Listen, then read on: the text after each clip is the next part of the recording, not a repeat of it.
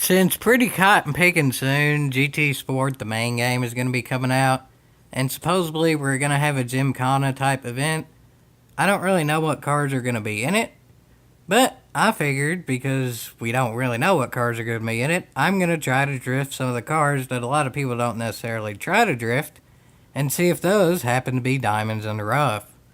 To start off, I figured I'd start off with the fastest of the N300 cars around a track, the Audi TTS.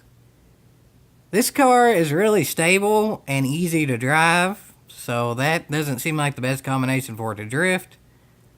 But it is stable in the sense of maybe if it can start a drift, it can hold a drift pretty easily. So we'll just have to see, folks.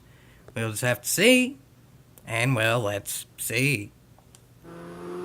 To start off, this car is nerfed in the, how GT Sport balances power, so it ain't quite as good as it would be in its stock form, but with a suspended tune, it can drift, sorta kinda, once it starts to drift, but it ain't the easiest to start a drift. As y'all can see here, now that it's sorta got a momentum going drifting, it ain't bad, but it ain't necessarily good. It doesn't really make much smoke, and it's kinda nothing special. But again, since it started to drift, it makes a whole heck of a heap of smoke here. It actually doesn't look too bad. So yeah, if it gets going, it's actually not that bad. It ain't really all that powerful, and like I said, it is stable and it is four-wheel drive.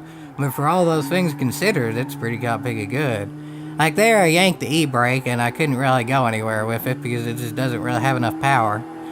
The bad thing about all the N300s in general is they don't really have enough power to hold drifts for very long. And the Group 4 and Group 3 cars, you can't use anything less than racing tires because PD logic. And yeah, even though they obviously have sports tires modeled because we're using them in this car, you can't use them in a Group 4 or Group 3. So, general N300 cars are the best to drift, and as y'all can see there, this one could actually sorta kinda drift.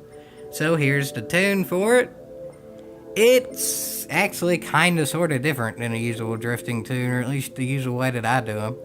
And I'll pause the video once I get down to the bottom here so y'all can see the tune if you want to take a picture of it and such.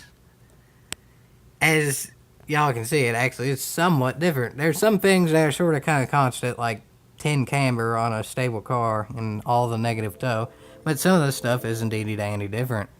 All the differential is the same.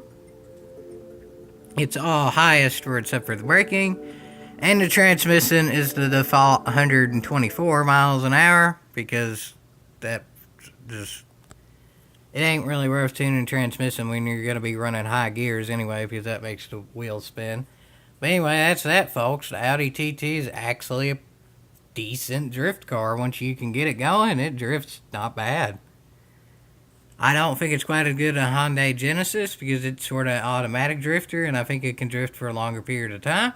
But it's better than I honestly expected it to be. So I hope y'all enjoyed this first video trying to drift cars that most people generally won't drift. And there will be more in the future. Yeehaw!